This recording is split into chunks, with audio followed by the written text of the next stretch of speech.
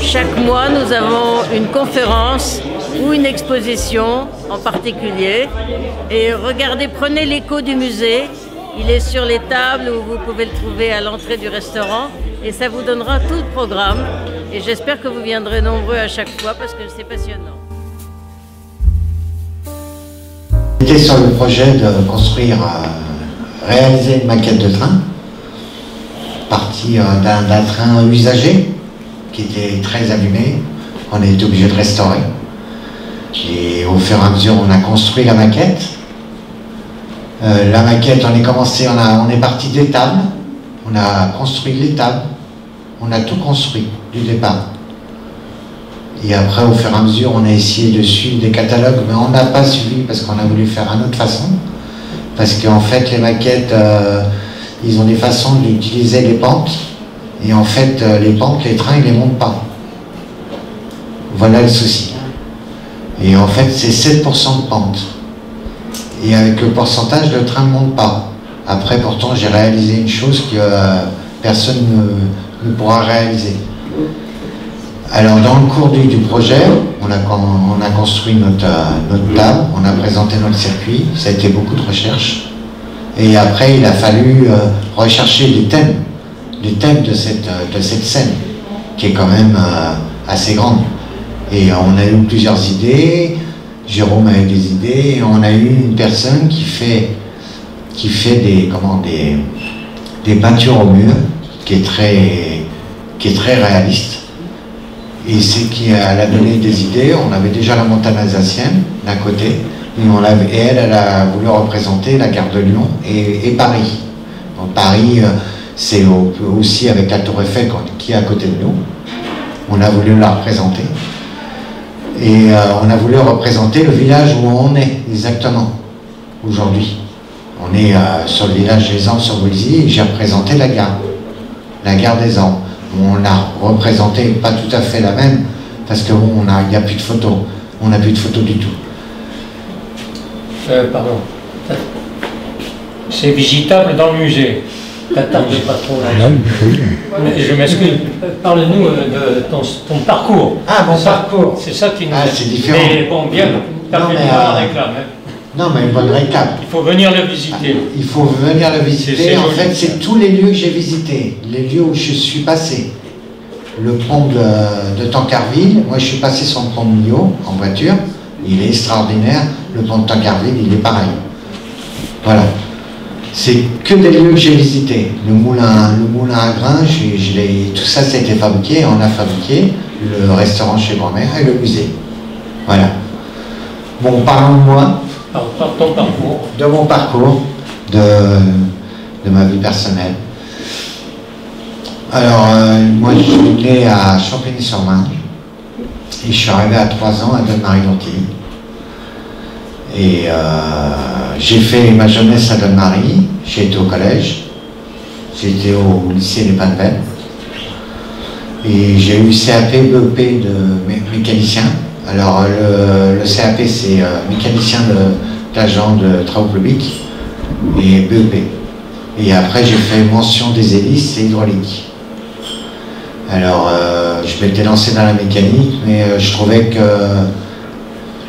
j'étais pas assez rémunéré. Après j'ai été passé dépanneur et j'ai préféré voir autre chose. Parce que j'avais un autre horizon. Je voulais voir d'autres métiers. Alors j'ai eu plusieurs métiers, j'ai fait énormément de métiers. Et pendant mes vacances, quand j'étais en vacances, quand j'étais jeune, j'allais chez le ferronnier ou maréchal ferrant. J'allais travailler le métal. Et ça m'avait vachement intrigué. Et j'ai voulu aller encore plus loin, voir d'autres choses. Faire des métiers comme ébéniste, travailler des meubles. Parce que quand on travaille un meuble, vous ne pensez pas, le meuble, quand vous le faites, il est vivant. Le bois est toujours vivant. Et il travaille tout le temps. Après, aide-moi, Claude. Aide-moi. Bon, ton parcours, bon, c'est un parcours... bon, c'est un parcours différent de tout le monde. Parce qu'en fait, j'ai toujours voulu pas rester dans la même chose. Chaque jour, je fais pas la même chose. Je peux faire différentes choses. L'avantage, c'est que quand je veux réparer une serrure, je répare une serrure. Quand je veux faire l'électricité, je suis pas arrêté. Je peux tout faire, en fait. Mais bon, on peut tout faire, mais on peut pas tout savoir. On en apprend tous les jours. Et chaque jour, on se couche moins bête. Et aujourd'hui, de voir une autre vision, et on voit les choses différemment. Parce que toutes les choses que je vois, tous les endroits que j'ai visités, je vois les choses différemment. Tout ce qui a été construit, qui a été réalisé, c'est des beaux projets. Et là, c'est mon projet que j'ai fait avec Jérôme, parce que Jérôme m'a donné aussi des idées. Bon, c'est vrai que j'ai eu beaucoup d'idées. Je ne dis pas que... Mais avec Jérôme, il y a eu quelques idées en plus. Et puis, bon, au fur et à mesure que les gens sont passés, ils ont donné des idées, plus ou moins, et ça a donné un beau projet. C'était le but. C'était le but. Il faut laisser une trace de quelque chose. Alors, le train, moi, je l'avais fait à Donne-Marie, et j'avais 8 ans. Et il y avait une grande pièce qui était aussi grande que la salle du restaurant. Et c'était un train, et j'avais donné un coup de main au monsieur, et ça m'a rappelé le bon temps. Je suis retombé dans la jeunesse. Et on reste toujours des enfants. On reste toujours des enfants. Alors, tu retransmets tout ça à quelqu'un, non? Pour l'instant, non? Non, pour l'instant, non, j'ai jamais... Après, il y a des gens qui sont intéressés quand je fais la mécanique. Je faisais la mécanique à domicile. Je me déplaçais avec le camion. Les gens, ils étaient toujours curieux de savoir ce que je faisais sur leur voiture. Alors, je leur expliquais les étapes. Parce que, bon, quand vous faites une courroie de distribution, vous actionnez sur le cœur du moteur. C'est ce qui entraîne le tout. Et en fait, vous entraînez les soupapes, le vilebrequin, la pompe à injection s'il y en a une, la pompe à eau, et tout ça, si on ne sait pas bien le faire, les courroies ne tiennent pas. C'est un savoir. C'est un savoir. Tout est un savoir. Et l'avantage, c'est que j'ai travaillé avec des profs qui m'ont appris les anciennes méthodes. J'utilise pas d'appareil pour tendre une courroie maintenant. Ils ont tous... aujourd'hui, quand vous avez vos voitures, tout électronique.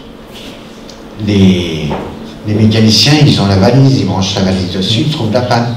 Que nous, c'était un diagnostic, on fait par étapes. Diagnostic, on efface les pannes et on arrive à la bonne panne. Voilà. Eh bien, c'est pour ça qu'on t'a mis avec plusieurs mains. C'est vraiment ça, Francis, c'est quelqu'un qui sait tout faire. Ah, tout faire, non. Heureusement, je ne suis pas médecin. Je suis pas médecin. Je parlais à Jérôme parce que tu travailles beaucoup avec mon mari. Oui, ben, j'ai une façon de voir les choses. Et puis, quand je fais des choses, je ne veux pas revenir dessus. Je préfère les faire bien dès le départ, avoir l'idée, le visuel, de faire les choses et de ne pas revenir dessus. Parce que quand on revient dessus, c'est du temps perdu pour moi. Donc chaque chose commence par une réflexion. Voilà, c'est ça. C'est ça. Tout commence par une réflexion, oui. Et à la fin, le moteur, c'est rien n'est impossible. Oui, rien n'est impossible. Je cherche toujours des choses pour essayer de réparer ou quoi, et on arrive à faire des choses incroyables. Vous avez des questions? Francis, je rebondis sur ce que monsieur vient de dire, rien n'est impossible. J'ai lu récemment, il l'a fait parce qu'on ne lui a pas dit. Possible, chacun a sa dimension, et les mains ou la tête gonfle, c'est l'un des deux qui va prendre le dessus, mais fonctionnent ensemble, et ça c'est ce qui permet d'avancer. Et il y a... bon, moi j'ai pas eu en fait, le truc, j'ai fait une profondeur, et en fait j'ai pris des bouquins, j'ai découpé les formes des personnages, et j'ai mis les personnages sur la fresque. J'ai fait différemment, et c'est une idée différente. Et à chaque fois que je veux voir une chose, j'aime bien le faire. J'essaie de le reproduire, mais des fois c'est pas facile parce qu'on n'a pas les bonnes bases pour faire les choses. Quand vous soufflez du verre, moi j'avais appris, j'ai refait, j'ai réessayé, et j'avais pas le même résultat qu'avant. Parce que les boules en verre, j'en ai fait des boules en verre de Noël. C'est un travail magnifique. Et chaque travail a son savoir. C'est surtout la matière qui apporte cet attrait au métier, à l'esprit. Que tu parles du verre, là, c'est une espèce de pâte, là. Il y a quelque chose qui se passe. Le forgeron, quand il est sur son morceau de fer, il faut le chauffer à bon escient. Il faut qu'il soit trop mou, trop dur. Il y a quelque chose qui se passe dans notre esprit, dans nos mains, dans notre cœur. Quand c'est réussi, il y a une satisfaction quand tu as fini une statue. Oui, on réalise le travail qu'on a fait et on est satisfait de soi. C'est ce message qu'il faut faire passer à travers les métiers. Bon, tu dis j'étais pas assez bien payé, bon, mais peut-être en faisant un petit effort, je suis tellement content de ce faire. Bon, il faut vivre après vous tout. Oui, après il faut vivre, mais là maintenant, au jour d'aujourd'hui, on vit avec il nous faut de l'argent pour vivre. Au jour d'aujourd'hui. Ah oui. On ne discute pas là-dessus. L'argument, c'est bon, après, quand on aime son travail, on le fait quand même. Moi, tout ce que je fais, tout ce que j'entame, j'adore le faire. Après, j'étais dans le projet de construire un château du XIIIe siècle tout en bois. J'ai voulu commencer, et en fait, j'ai commencé à faire la charpente, à faire Mortestenon. Et bon, après, c'est un projet, c'est un rêve, ça fait rêver, c'est bien. On a d'autres idées, on voit autre chose, c'est ça. Et de rêver d'autres choses, et après, vous savez, j'en ai rêvé, hein. Et quand vous vous réveillez, vous dites, merde, je ne l'ai pas fait. On a rencontré, il n'y a pas longtemps, un dénommé Benjamin Brunet, qui est entre Riom, les montagnes, et le Salers. Il a acheté un château qui était envahi par les ronces. En très mauvais. Ouais. Ce garçon, il a 40 ans, il a acheté le château, et c'est le projet de sa vie. Il ne fait que ça restaurer. Alors en nettoyant les échauguettes, parce qu'il y a 4 échauguettes autour du château, elles sont tombées par terre, il a retrouvé la pierre, c'est couvert en lauze, il a retrouvé presque la lauze. Les charpentes n'existent plus. Il est en train de refaire ça, on est passé le voir 2 fois. C'est ce que tu nous avais montré sur ton... Et alors bon, après, tu lui poses la question, tu dis, mais comment tu vis, quoi? Il a dit qu'il en avait pour 30 ans. Alors bon, il a une petite fortune. Il a une petite fortune du près de son père qui avait une très grosse maison, la plus belle maison du centre d'Angers qui a été vendue. Enfin, bon, il a monté une association, il se fait un peu aider, mais bon, c'est un projet phénoménal, c'est immense. Les lauses, bon, dans les toits en lauze, c'est de la grosse pierre. Hein. Ah oui. Et à l'égout, en bas, elles peuvent faire 1 mètre carré. J'ai démonté un toit en Haute-Loire. C'était posé sur de la mousse, c'était pas cloué, c'était le poids, les tenait. À part en haut, elles sont crochetées. Toutes les loses qu'il pose, là, il a refait la boulangerie, qui est un grand bâtiment. Toutes les loses, elles sont chevillées, il a fait un trou dedans, et il a mis une cheville en châtaignier pour les tenir sur le voligeage. Alors c'est phénoménal. Quand tu as fait ton atelier, là, c'est pareil. Il a fait un radeau pour amener des bois depuis Nogent sur la Seine jusque chez lui. J'avais vraiment pas de sous du tout. Complètement malade. Et il n'a pas pu décharger sur son terrain, il a déchargé sur un autre terrain, il a mis des câbles pour amener les arbres chez lui. Ah si, j'ai fait tout moi-même, c'est parce que j'avais pas d'argent, je vous dis franchement.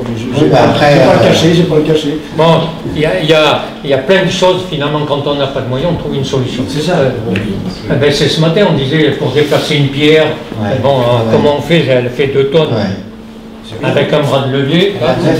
Déplacer une pierre de tonne, c'est rien quand on sait s'y prendre. 9 tonnes. Moi j'ai déplacé des rochers de 500 kg, j'ai déplacé à la baramine, et en fait on utilise notre tête.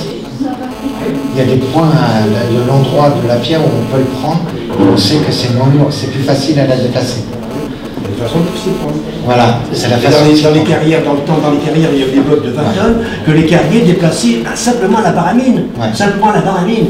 Ça arrive à les déplacer. Avec des rondins. Parce qu'ils savaient s'y prendre. Voilà. Bon, enfin, voilà, c'est toute une réflexion. Alors, déplace à la barre à mine, ça veut dire qu'on a réfléchi. Oui, parce qu'il faut bien savoir s'y prendre. Oui, voilà, c'est ça. Il ne faut pas dissocier le travail manuel et le travail Si on est plusieurs, il faut les deux sont, une bonne coordination entre les deux. sont complètement associés. Quoi. Bon, voilà. D'autres questions? Pardon, une question là-bas. Une question que tu as pu faire. Ça s'adresserait à monsieur François, le sculpteur, à François.